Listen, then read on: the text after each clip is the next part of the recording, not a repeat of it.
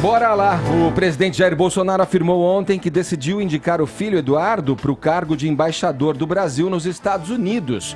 O deputado federal, por sua vez, disse que aceitaria renunciar ao mandato se isso fosse necessário para assumir o posto.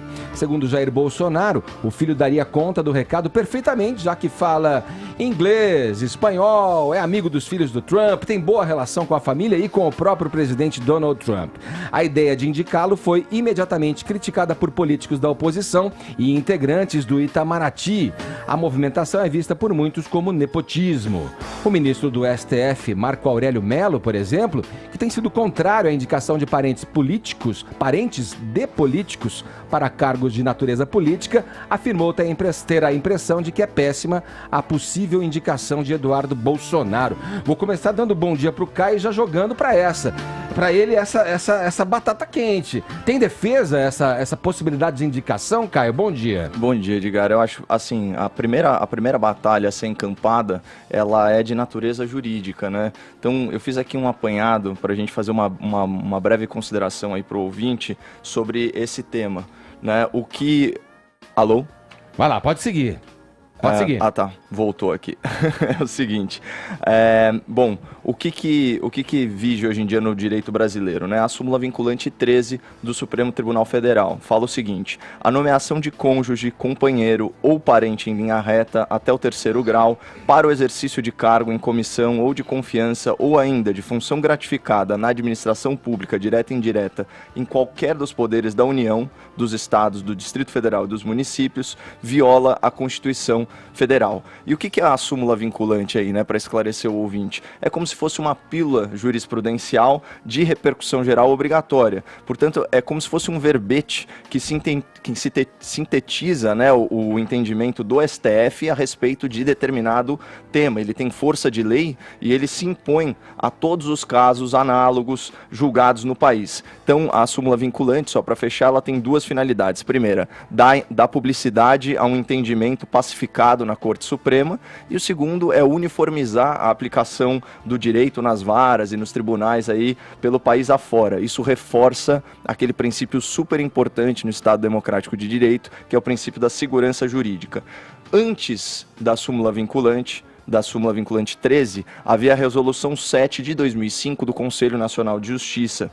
E ela falava o seguinte no seu item 2, olha que interessante, Edgar: a vedação do nepotismo não exige a edição de lei formal para coibir a prática. E no item 3 ele falava: a proibição decorre diretamente dos princípios contidos no artigo 37 caput da Constituição Federal. E onde que está esse artigo 37 na Constituição? Está no título 3 da Organização do Estado e no capítulo 7 da Administração Pública. Portanto, o caput, a cabeça do artigo 37 da Constituição, ele elenca os princípios da administração pública que devem ser observados. E quais são eles? Olha só: a administração pública, direta e indireta, de qualquer dos poderes, obedecerá aos princípios da legalidade, impessoalidade, moralidade, publicidade e eficiência. O nepotismo, ele viola diretamente dois desses princípios, obviamente a impessoalidade e também, em certo sentido, a eficiência, porque o nepotismo nada mais é do que o favorecimento de parentes em detrimento de pessoas mais qualificadas. É um ataque direto à meritocracia que deve prevalecer num ambiente de isonomia, ou seja, de igualdade de todos perante a lei, igualdade de oportunidades, certo? Então, assim, essa é a primeira batalha jurídica, porque há algumas exigências para você tipificar a conduta de nepotismo. Você tem que ter o funcionário, ele tem que ser nomeado por parente. Então, obviamente, aqui a gente tem a relação de pai e filho, a relação de parentesco, na mesma instituição pública. Então vai ter uma discussão aí de filigrana jurídica a respeito de objeto, CNPJ, esse tipo de coisa. Mas essa é só a batalha jurídica, né, Edgar? E aqui existe sim, faria todo sentido uma interpretação no sentido de que a nomeação é ilegal. Além disso, da guerra jurídica, você tem o desgaste político óbvio, porque o embaixador ele tem que passar pela sabatina do Senado. Então você vai ter o presidente da República, por extensão, um governo que precisa implementar reformas grandes, estruturantes, gastando cartucho, né, para fazer uma nomeação de cunho pessoal. Então, e tem aí outros problemas análogos aí do ponto de vista político do próprio deputado Eduardo Bolsonaro, que é o seguinte: você abandonar o mandato, né, ou renunciar ao mandato sendo o deputado federal mais votado da história, né, isso é muito complicado. Eu não consigo ver com bons olhos assim essa nomeação. Essa ligação com relação ao nepotismo, ser considerado ou não nepotismo, é muito técnica mesmo. E ela é muito observada quando tem é muito escancarado e direto, né, dentro da mesma linhagem, do mesmo ambiente político ali, né, das questões práticas do exercício, né, do cargo e tal. E chega um dia depois do aniversário dele, né? O que fica ainda mais claro. Isso. Que é um presente de aniversário pro filhote. Vamos chegar aí nesse ponto. Tem uma questão também de psicologia aqui que eu queria abrir pra bancada. Não vai me dizer que você agora entende o que ele quis dizer sobre trabalho infantil. Não, mas deixa eu só terminar meu raciocínio com relação a isso. Porque existe mesmo uma nuance muito tênue aí do que pode ser considerado nepotismo ou não, porque aí o cargo de embaixador não se enquadraria nisso. Aliás, nepotismo é uma coisa praticada na política, inclusive com algumas artimanhas do tal nepotismo cruzado. Quer dizer, eu sou o deputado, sim, eu contrato um parente de você, meu colega deputado, você contrata alguém da minha linhagem, da minha família, enfim, do meu relacionamento, e a gente escapa da consideração... Nepotismo cruzado. É nepotismo cruzado, isso é uma coisa que muito acontece, inclusive com denúncias no próprio PSL, partido ao qual pertence do presidente e o filho Eduardo. Agora, no caso da embaixada... É bom que também o ouvinte saiba, saindo desse âmbito simplesmente jurisdicional, aí da questão da justiça, tem um termo dentro do protocolo do Itamaraty, tem um termo até vindo da língua francesa, que é o agrément, que é uma espécie que significa como se fosse assim, uma aprovação, um aceite. Após a indicação do nome para a embaixada, o país no qual vai servir o embaixador, tem que dar um aceite, ele tem que falar, não, ok, estou de acordo. E aí seguir dentro dos trâmites. Quer dizer, isso já por si quebra o rito, quebra a hierarquia de quem está no Itamaraty, aperfeiçoando conhecimento, se esforçando para desenvolver melhor suas habilidades de servir o país no exterior. Quando vem ainda com essa... É um teatro isso aí, né? É um teatro mal feito do presidente se dizendo desentendido, ele está no radar, aí o filho recebe... falando que, olha, claro, olha, que honra, se for indicado. Até parece que isso não rolou numa conversa daquele churrascão regado a cerveja de qualidade duvidosa, quente. Pai, eu quero muito ser... E olha, a comprovação do que eu tô dizendo vem nos atos, nos passos dados por Eduardo Bolsonaro a partir do momento em que o pai, o presidente Jair Bolsonaro, assume o cargo. Naquela reunião, por exemplo, no Salão Oval da Casa Branca, ele foi levado junto com o presidente Donald Trump, ele atravessou ali. Digamos que quem deveria estar naquela reunião, se fosse o caso, é o ministro das Relações Exteriores, é o Ernesto Araújo, que não participou, foi preterido dessa conversa. Sim, muita gente inclusive estranhou, porque não é costume dos presidentes levar filhos a reuniões oficiais. Isso, e ali já teria, por uma relação ali já sabida, com o Steve Bannon, uma espécie de guru das mídias digitais, que agora foi afastado do presidente Donald Trump, que depois foi afastado.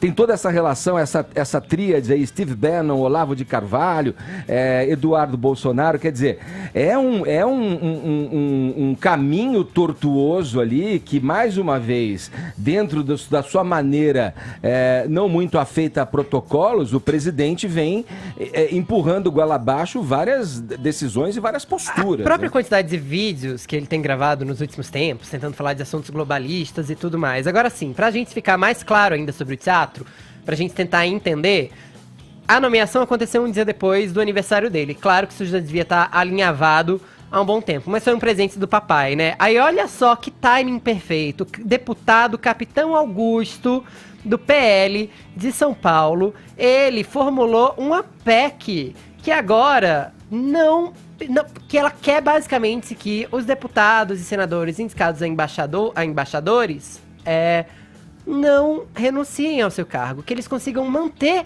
os cargos. Ele diz, inclusive, que já tem 140 assinaturas e vai pedir celeridade na aprovação disso, para que, quem sabe, o Eduardo Bolsonaro consiga manter também o seu cargo de deputado, ainda que vá para a embaixada dos Estados Unidos. Se isso não é um escárnio, eu não sei o que mais é. Aliás, escárnio é o que não tem faltado nesse governo. Para você que é muito fã do Sérgio Moro, trata o Sérgio Moro como herói e tudo mais, eu vou resgatar aqui um tweet dele de abril desse ano, que diz o seguinte: o poder público não é um negócio de família. Claramente esse tweet anda em desacordo com o que tem acontecido com esse governo. Para você que também fala muito do Lula, que sempre volta para ir o Lula, não basta falar só do Moro, gosta de falar do Lula também, pergunto a você, e se fosse o filho do Lula quem ganhasse uma embaixada dos Estados Unidos de presentes de aniversário, você ia estar feliz, satisfeito? Ou você também não ia estar achando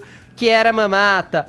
Terceiro ponto, o Eduardo Bolsonaro tá dentro de uma estratégia de marketing, né, essa indicação, porque afinal de contas, amigo dos filhos do Trump, a gente vê ele indo pro Guarujá, aqui em São Paulo com o Trump, pra um churrascão no Hamptons, lá nos Estados Unidos. Não é o caso, não é mesmo, gente? É porque você encontra uma pessoa 2 ou 3 vezes na vida que ela vira seu amigo íntimo. Churrascão no Hamptons. Ó, eu subscrevo o tweet do Moro aí que o Fefito trouxe pro ouvinte. E aí você vê, compatível, né? Você acha? Ele seguir como deputado não me parece compatível. Não é nem um pouco, mas deixa eu encerrar, deixa eu falar só mais umas na hipótese dele aqui. Seguir como for realmente nomeado embaixador.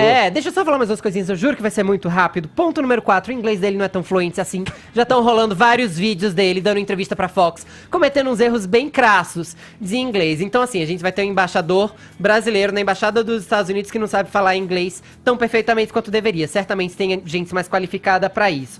E aí, já que a gente está falando de constrangimentos no Itamaraty, de constrangimentos que esse governo faz, eu acho que esse governo tem muito tempo livre e não se ligou ainda que a gente tem 13 milhões de desempregados e fica tomando medidas que não afetam em nada positivamente o cotidiano do brasileiro. Aliás, só constrange outros brasileiros, como é o caso da medida do Bolsonaro, que quer agora vetar no preenchimento de solicitação de passaporte o uso do termo genitor. Agora ele quer obrigar as pessoas a preencherem pai e mãe, esquecendo que um monte de criança não tem pai no documento, na certidão de nascimento, porque a gente tem muito homem que abandona os filhos e que a gente tem muita família formada por relações homoafetivas. Ou seja, a gente tem um presidente que está mais interessado em premiar o filho e constranger os seus cidadãos como política externa. Tá de parabéns, hein, Bolsonaro? Você vê, por isso que eu sempre destaco aqui a importância da gente ouvir os ensinamentos do professor Modesto Carvalhosa,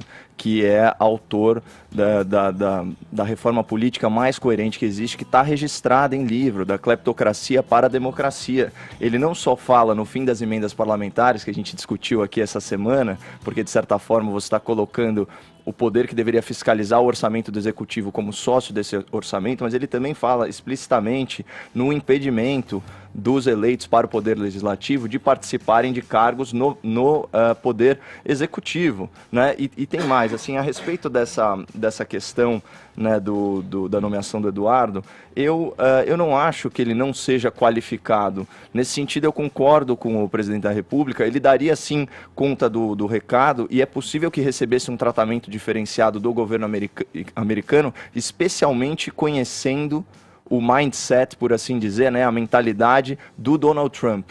Certo? Esse daí não é o problema. Eu não acho que o Brasil seria desfavorecido. Nossa, eu acho total o problema.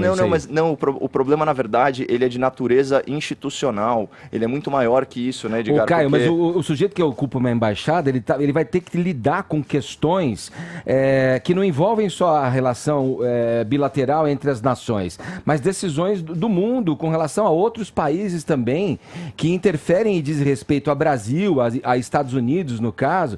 Quer dizer, pelo histórico, não põe em xeque a qualificação do Eduardo em si, mas é que a gente não pode ser casuísta. Mas pelo histórico dele, você já imagina em detrimento do quê? De outros profissionais formados pelo Rio Branco, que estão compondo ali os quadros do Itamaraty e desenvolvendo habilidades para tal. Essa é a questão. É uma quebra de hierarquia ele também. Pode compensar isso inclusive com networking e outras coisas, e favorecimento por ser filho de um presidente. Mas o Fefito matou a pau quando ele disse o seguinte: imagina se fosse o filho do Lula. Então a gente não pode ser casuísta. A lei ela tem que ser feita em abstrato e ela tem que ser funcional em todos os casos, seja no caso de um cara que é mais qualificado por ser o deputado federal mais votado do Brasil, por falar aí diversos idiomas, não conheço a fluência dele nessas línguas e também não sei da quantidade de conhecimento dele a respeito de política internacional. Agora, você vê, eu já falei isso aqui, a nossa sociedade já não vê com tão bons olhos a aquisição de patrimônio por meio de herança, né? A herança patrimonial, ela é um ato unilateral de vontade, né, daquele que deixa a sua herança para os seus descendentes. Agora, a herança política, essa sim, por envolver verba pública, por envolver cargo público, ela afeta toda a sociedade. Então, ela tem que ser pensada de uma forma bem cautelosa, né? Não faz muito sentido aí essa psicologia do patriarcado, na qual os filhos eles são uma extensão da identidade do pai, né? Então, nesse sentido, eu reprovo essa medida. Pois é, e reafirma essa questão de vai governando nas informalidades, né? Vamos dando depoimentos na informalidade, fora dos ritos, fora das regras, fora do protocolo, fora da formalidade que o decoro do cargo, né? Que a liturgia do cargo exige. Pera lá. Gente, como eu disse ontem, vou repetir aqui hoje. A mamata não acabou, the mamata is not over, e agora a moda é diplomamata. Diplomamata de piroca. Pois é.